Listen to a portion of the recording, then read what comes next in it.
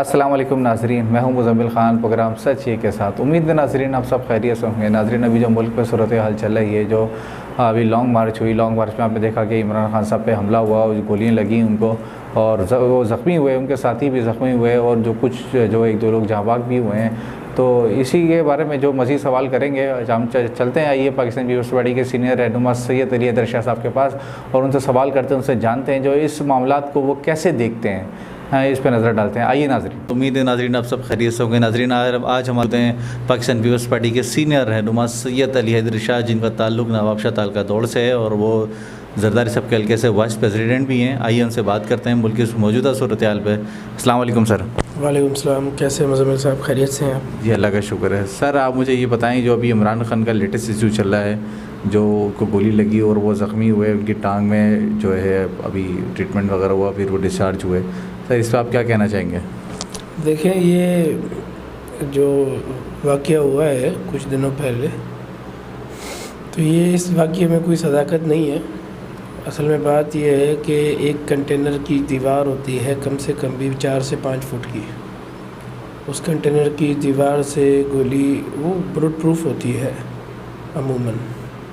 उस कंटेनर की दीवार से गोली आर पार हुई है, गोली आर पार होकर फिर इमरान खान के पैर में ही आकर लगी है। फिर दूसरी गोली, इन्होंने कहा कि 4 गोलियां लगी है इमरान खान को, तो दूसरी गोली जो है वो अपना इन्होंने कहा कि लगी है, वो भी आकर इमरान खान की ही पैर में लगी है। और कोई इतने लोग ट्रक पे मौजूद थे, किसी के पैर में नहीं लगी। लेकिन सर और भी लोग ज़ख्मी हुए हैं। देखिए, ज़ख्मी जो हुए हैं ना, तो आप शायद जो है वो उनकी बात कर रहे हैं जो इमरान खान के पर्सनल सेक्रेटरी हैं, जो उनके साथ साथ होते हैं। सर लेकिन ज़ख्मी तो हुए हैं ना, जो भी हैं। सुने तो उनको यहाँ पर लगी है गोली ना, यहाँ से टच होके गई है। अगर यहाँ से गोली टच होके जाती है ना इस जगह से, तो यहाँ नाक को लगेगी। अगर यहाँ से आती है तब भी नाक को टच होके आएगी, क्योंकि वो टच होके निकली है। लेकिन शाह साहब, इमरान खान ने प्रेस कॉन्फ्रेंस करी, सारे मीडिया वालों को बुलाया और सारे सबूत दिखाए कि वाकई ऐसे मामलात हैं। क्या दिखाया इमरान खान ने, आप मुझे बताएं। जो उनके मामलात में गोली लगी और जितने भी जिनके रिपोर्ट्स थी। नहीं, रिपोर्ट्स शौकत खानम हॉस्पिटल किसका है? इमरान खान का है ना। किसी और हॉस्पिटल में क्यों नहीं इमरान खान ने इलाज कराया जाकर? आपका ये कहने का मतलब है कि आपका एक पॉइंट ऑफ व्यू है कि आप ये सारा फेक मामला है?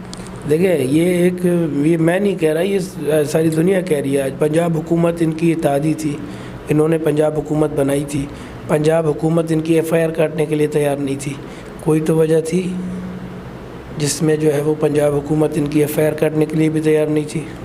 लेकिन सर अभी इमरान खान साहब तो कहते हैं कि मैं फिर भी लॉन्ग मार्च को कंटिन्यू करूँगा, इस्लामाबाद हम इस जाने से हमें कोई ताकत नहीं रोक सकती। असल में बात यह है कि इसकी लॉन्ग मार्च फेल हो चुकी थी। इसकी लॉन्ग मार्च में वो एक बंदे ही नहीं आए थे जो दुनिया को बताना चाह रहा था, तो इसने ये ड्रामा किया ताकि इसकी लॉन्ग मार्च कामयाब हो। अभी ये जो करेगा, ये सिंपैथी के लोग बुलाएगा उसमें। तो पहले तो लोगों को सिंपैथी इससे ख़त्म हो चुकी थी, क्योंकि लोग इसका असली चेहरा जान चुके थे। लेकिन इंशाल्लाह अभी लोग समझदार हैं, इसका असली चेहरा जानते हैं कि इसका असली चेहरा क्या है। लेकिन सर एक सवाल ये कि इमरान खान की लॉन्ग मार्च से हुकूमत बौखलाहट का शिकार थी, ये तो आप सारा मानते हैं ना? देखें, ये आप जो कह रहे हैं ये सिर्फ़ और सिर्फ बातें हैं कि जो है वो लॉन्ग मार्च में, इमरान खान की लॉन्ग मार्च में बौखलाहट का शिकार थी दुनिया। ऐसा कुछ भी नहीं है। और सारे जो है वो मुतमईन थे, बल्कि दौरे कर रहे थे, दूसरे मुल्कों में जा रहे थे, अपने काम काज जैसे चल रहे थे वैसे चल रहे थे। लेकिन बात यह है कि जो है वो ज़रूर देखें ना, इमरान खान एक फितनाखोर आदमी है। वो ये चाहता ही नहीं है कि कभी भी मुल्क में अमन रहे। आर्मी के बारे में वो बात करता रहता है हमेशा, कानून नाफिज करने वाले इदारों को टारगेट करता है। आप देखें ना, इससे बड़ी शिकस्त की इंतहा और क्या हो सकती है कि पंजाब गवर्नमेंट में इनका चीफ मिनिस्टर होते हुए इन्होंने एक SHO इनकी FIR नहीं काट रहा था, इनका अपना चीफ मिनिस्टर होते हुए। सर मैं बौखलाहट इस वजह से कह रहा हूँ कि जब ये लॉन्ग मार्च का हुआ, जब इस लॉन्ग मार्च ये जारी था, तो सिंध गवर्नमेंट, सिंध से पुलिस इस्लामाबाद बुलाई गई, तो सर ये बौखलाहट है ना? देखिए, बात यह है कि जो है वो सिंध से पुलिस इस्लामाबाद बुलाई गई, तो जो वो एक अलग चीज़ है। राना सनाउल्लाह साहब जो हैं, वो वफाकी वज़ीर दाखिला हैं, तो वो आईजी को हुक्म दे सकते हैं कि इस्लामाबाद में अगर पुलिस की ज़रूरत है तो वो मंगा सकते हैं पुलिस, इसमें कोई बड़ी बात नहीं है। मकसद आप ये कहते हैं कि इस लॉन्ग मार्च का कोई प्रेशर नहीं था गवर्नमेंट पे? देखिए, प्रेशर उसका होता है जो प्रेशर जिसके पीछे कुछ हो। मैं नहीं समझता कि इसके पीछे अभी कुछ है, तो इसका क्या प्रेशर होगा। लेकिन तो इमरान खान तो अभी भी कह रहे हैं कि मैं इसको कंटिन्यू करूँगा और अवामी ताकत दिखाऊँगा। देखे ना, कंटिन्यू इसको, ये मैंने आपको बताया, ये हमेशा लॉलीपॉप देता है। एक दफ़ा इसने कंटेनर पे एक ख़त लहराया, किसी को दिया नहीं, किसी को पढ़ने नहीं दिया, एक लॉलीपॉप दिया आवाम को उस वक्त में भी। आज इमरान खान को ये ज़रूरत थी कि इमरान खान आवाम को फिर से लॉलीपॉप वही दे, फिर से आवाम को बताए कि मुझ पे जो है वो ये जुल्म हो रहा है और मुझ पे ये जो है मसले मसाइल चल रहे हैं। तो आप देख सकते हैं कि इमरान खान जो है वो बुखलाहट का शिकार अब खुद है, हुकूमत नहीं है। सर, ये तो हम सहाफ़ी होने के हिस्से से कहते हैं कि इदारों को निशाना नहीं बनाना चाहिए, क्योंकि इदारे हमारे मुल्क के लिए काम करते हैं, हमारे मुल्क के मफाद में। अगर हम उन्हीं को निशाना बनाएंगे तो फिर सर ये मुल्क कैसे चलेगा?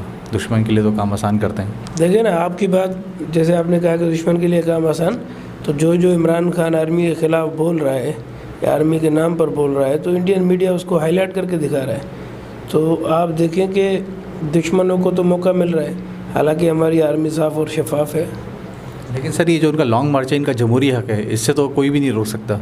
देखिए, जमहूरी हक़ अपनी जगह पर है, लेकिन फितना अंगेज़ी अपनी जगह पर है। जमहूरी हक़ है, आप डेमोक्रेसी के जो है वो लिए जा सकते हैं, लेकिन पहले ही मुल्क में अगर डेमोक्रेसी जो है वो है नाफिज। आप हमारा पीपल्स पार्टी का दौर हुकूमत देखें, हमारे जब वज़ीर आज़म को कोर्ट ने उतारा था, यूसुफ रज़ा गिलानी साहब को कोर्ट ने उतारा था, तो हमने लब्बैक किया था। ना हमने कोर्ट के ख़िलाफ़ गए थे कोई किसी बात पर, ना हमने कोई धरना मारा था। राजा परवेज़ अशरफ को किया गया था, तो हमने तो कभी भी ऐसा नहीं किया। पीपल्स पार्टी ने तो हमेशा कानून की बालादस्ती की है। हाँ, बाकी जिसको इक़्तिदार की लालच होती है, जो कहता है कि मुझे इक़्तिदार ही मिले बस और कुछ नहीं चाहिए, इक़्तिदार चाहिए, तो वो ये चीज़ें करने से पीछे नहीं हटते। और ये आगे जाके ये दुनिया देखेगी कि ये माहौल जो है वो ये और ख़राब करेगा अगर ये फिर से लॉन्ग मार्च कंटिन्यू करता है। तो मकसद आपका कहने का यही कि लॉन्ग मार्च में मज़ीद मामला ख़राब हो सकते हैं मुल्क के। आप देखें ना, 4 लोग तो इसके कंटेनर के शिकार बन गए, जिसमें एक फ़ीमेल एंकर थी, वो जो है वो कंटेनर के नीचे आ गई। उसको धक्का किसने दिया? उस पे भी तो जो है वो होनी चाहिए ना, एक बेंच बनना चाहिए जो उसकी तहकीकात करे कि उसको धक्का किसने दिया आखिर। जो और लोग मरे हैं इसकी जो है वो लॉन्ग मार्च के दौरान, उसको जो है वो उसकी उनको किसने धक्के दिए या उनको किसने मारा, किसने उनको कंटेनर के नीचे लाए वो। और दूसरी बात ये है कि ये जो गोली लगी है इमरान खान को, उसके बाद जो फायरिंग हुई है उसमें एक बंदा जाँ बाक हुआ है नीचे आवाम में से, तो उसकी गोली की फॉरेंसिक कराई जाए कि वो गोली आया एक पिस्टल की है या जो है इमरान खान के गार्डों ने चलाई है वो गोली। लेकिन सर, मुलजिम को भी पकड़ लिया, उसे तफ्तीश जारी है सर। जैसे ना, मुलजिम को तो वो उसने तो फायरिंग की तो उसको पकड़ लिया, लेकिन जो वहाँ से काउंटर फायरिंग हुई है उसमें भी तो मासूम लोग, एक बंदा मरा है ना, उसका भी तो एहतसाब होगा ना। मकसद आपका कहने का मकसद ये है कि क्रॉस फायर हुआ है। देखें ना, उन्होंने भी फायर किए हैं ना, इमरान खान के लोगों ने भी, तो जो गार्ड्स हैं इमरान खान के, उन्होंने भी फायर किए हैं ना। आफ्टर फायरिंग उन्होंने भी फायर किए हैं। अच्छा सर, इमरान खान की लॉन्ग मार्च से आपको इतना मामलात हैं, आप ये कह रहे हैं ये फ़ेक है। सर, अभी जो मुल्क के और दूसरे मामला चल रहे हैं, जो इकॉनमी जो इतनी जो है मुल्क की बैठ गई है सर, इस पर सर आप क्या कहेंगे? सर देखें, आप मेरी बात सुने, कम से कम इमरान खान के दौर से बेहतर है अभी इकोनॉमी। इमरान खान के दौर में हमारा मुल्क करप्ट, अपना बैंक करप्ट होने जा रहा था, ठीक है ना। हमारे पास IMF से कर्ज़ों की जो किस्त आती है वो भी नहीं आ रही थी।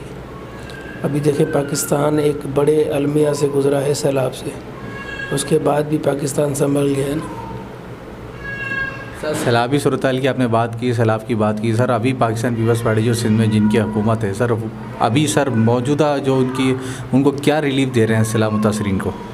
देखिए अभी जो है वो सेकंड फेज़ शुरू होने वाला है, उसमें वो पीपल्स पार्टी के जो हमारे लीडरान हैं वो सर्वे करेंगे खुद जाकर, जो पीपल्स पार्टी के अहदेदार हैं वो कब सर्वे करेंगे।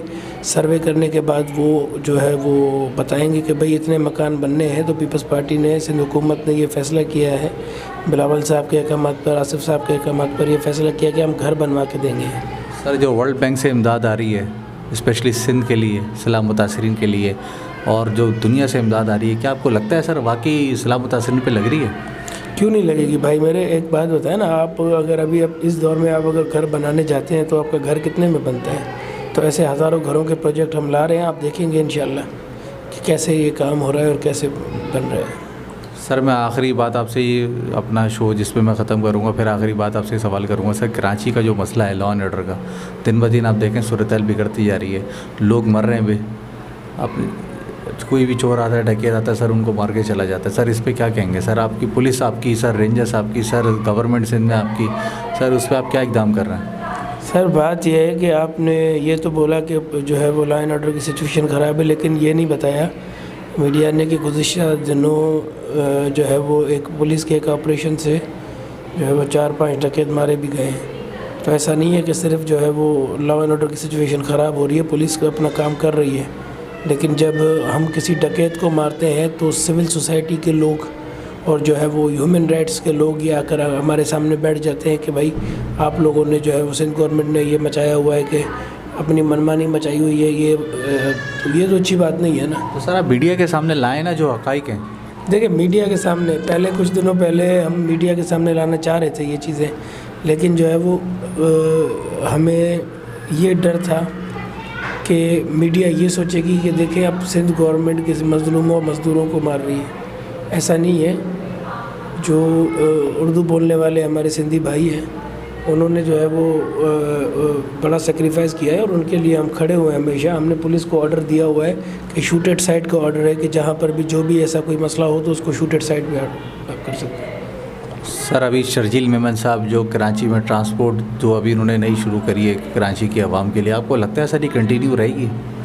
सर देखें कुछ ज़िम्मेदारियाँ कराची के शहरियों पर भी हैं, कराची में रहने वाले लोगों पर भी हैं कि वो किस तरह से उसको लेते हैं, किस तरह से अपनी चीज़ों का ख्याल रखते हैं, किस तरह से जैसे कि पान गुटखा वगैरह से दूर रखते हैं उसको, या उसकी जो है वो कोई ऐसी हरकत नहीं करते कि जिसमें से उसमें कोई ख़राबी पैदा हो। लेकिन यह है कि कोशिश सिंध गवर्नमेंट की भी है कि हम आप कराची के लोगों को अच्छी से अच्छी फैसिलिटीज़ दें।